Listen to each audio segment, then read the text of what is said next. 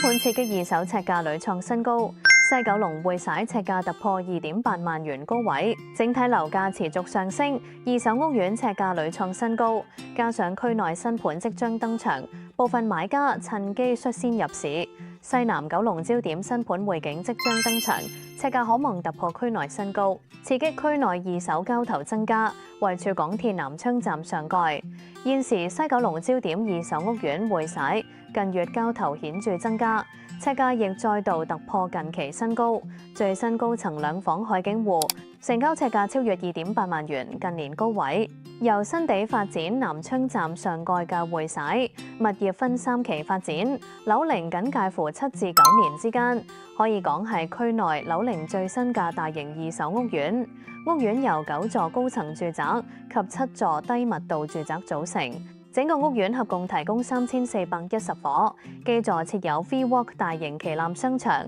加上屋苑大部分單位可眺望昂船洲及中環至西區維港海景，屬交通方便、景觀優美嘅豪宅屋苑。最新成交為匯璽2嘅5 B 座高層溪室，單位屬2房2廳設計，實用面積為461平方尺，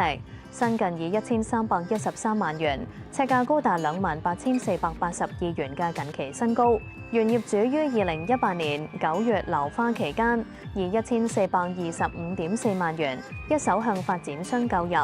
持貨8年，帳面跌價8%。